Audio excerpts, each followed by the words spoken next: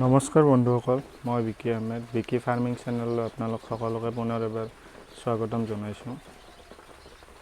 তো যোৱাকালি মই কৈছিলোঁ দেশী মুৰ্গীৰ ভিডিঅ' এটা আপোনালোকৰ আগত দাঙি ধৰিম। তো সেই সন্দৰ্ভত আজি মই ভিডিঅ'টো লৈ আহিলোঁ আপোনালোকৰ আগত। তো আপোনালোকে দেখিবলৈ পাইছে যে ইয়াতে দেশী মুৰ্গীৰ পোৱালি কিছুমানে দানা খাই আছে, পানীৰ ওচৰত আছে আৰু লাইটটো দি আছে। লাইটটো এইবাবে আজি দিছোঁ যে আজি মানে বতৰটো অলপ ডাৱৰীয়া, ঠাণ্ডা পৰি আছে। তো সেইটো মই লাইটটো দি থৈছোঁ যাতে সিহঁতৰ হিটিং টেম্পাৰেচাৰটো কমি নাযায়। আৰু যেতিয়া আপুনি সিহঁতবোৰ থূপ খাব ধৰিব তেতিয়া গম পাব যে সিহঁতে ঠাণ্ডা পাইছে আৰু তাৰ ফলত কিছুমান পোৱালি মৃত্যুৰ মুখতো পৰিব পাৰে। তো সেইটো আপুনি হিটিং টেম্পাৰেচাৰটো বজাই ৰাখিব লাগিব। মই ইয়াতে একো কণ্ট্ৰলাৰ ইউজ কৰা নাই, জাষ্ট এটা 200 ৱাটৰ বাল্ব ইয়াতে লগাই থৈছোঁ। কাৰণ যিহেতু মোৰ বৰ্ডাৰটো ডাঙৰ, পোৱালি দেখা পাইছে আপোনালোকে, ইয়াতে 150-150 মান আছে পোৱালি। তো মই সেই সন্দৰ্ভত লাইটটো দি থৈ দিছোঁ যাতে ইয়াতে হিটিংটো, আৰু চাৰিওফালে আপোনালোকে টিনৰ বেৰ দেখা পাইছে। টিনৰ বেৰ এইকাৰণে দিছোঁ যাতে যিটো হিট ইয়াতে উৎপন্ন হয় এই হিটটো যাতে বাহিৰলৈ ওলাই নাযায়। আপোনালোকে কাৰ্টনো ইউজ কৰিব পাৰে বা বেলেগ বাঁহৰ কিবা ইউজ কৰিব পাৰে। তো আজি ইহঁতৰ 4 নম্বৰ দিন, অহাকালি ভেকচিন আছে। তো ভেকচিনৰ ওপৰতো মই এটা ভিডিঅ' আপোনালোকৰ আগত দাঙি ধৰিম।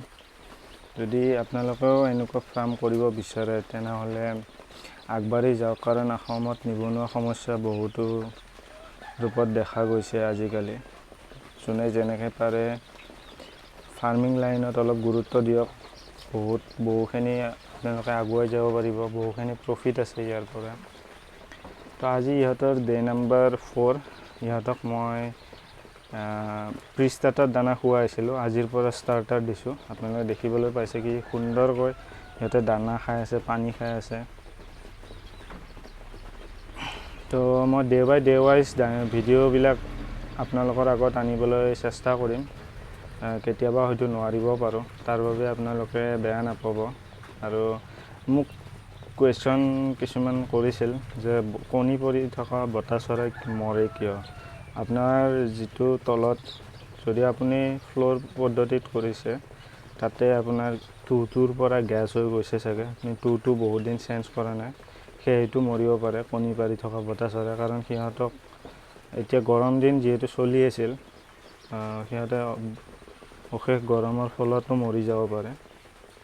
বা আপুনি কেছ ছিষ্টেমত কৰিলেও ঠিক তেনেকুৱা, হয়তো সিহঁতৰ ঠাইটো বেছি, ঘনত্বটো বেছি হৈছে, মানে যিখিনি ঠাইত যিমানকেইটা মুৰ্গী থাকিব লাগে সেইকেইটা মুৰ্গী নাই, সেইটো আপোনাৰ ঠাইৰ অভাৱত গৰমটো বেছি পাই মৰি যাব পাৰে। আৰু এটা কাৰণত মৰিব পাৰে, আপুনি হয়তো ভিটামিন বা যিবিলাক ছাপ্লিমেণ্ট থাকে চৰাইৰ, কেলছিয়াম হওক, ভিটামিন হওক, লিভাৰ হওক, সেইটোও চাগে আপুনি পৰিমাণতকৈ বেছি দিছে। কণী পাৰি থকা বতা চৰাইবিলাকক আপুনি একো ছাপ্লিমেণ্ট বা মেডিচিন দিয়াৰ দৰকাৰ নাই। জাষ্ট আপুনি উইকত বা 10 দিনৰ মূৰে মূৰে কেলছিয়ামটো দিব লাগে, কাৰণ কণী পাৰি থকাত কেলছিয়ামটো খুবেই প্ৰয়োজন। তো সেইখিনি আপুনি যত্ন কৰক, নিশ্চয় আপোনাৰ ফাৰ্মৰ এই সমস্যাটো দূৰ হ'ব। আৰু কেইজনমানে কিবা কুৱেশ্যন কৰিছিল, মই কুৱেশ্যন এণ্ড এনচাৰৰ ওপৰত লৈও এটা ভিডিঅ' আনি আছোঁ আপোনালোকৰ আগত।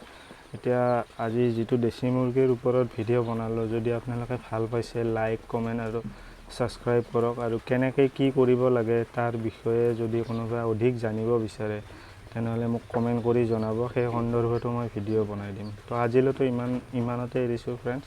যদি ভাল লাগে ভিডিঅ'টো আপোনালোকে লাইক কৰি দিব আৰু কোনোবা আপোনাৰ বন্ধু বান্ধৱৰ সৈতে শ্বেয়াৰ কৰি দিব, যাতে তেখেতসকলে ভাবি থকা কামটো অতি সোনকালে মনোপূৰণ হয়। তো আজিলৈ ইমানতে, জয় অসম।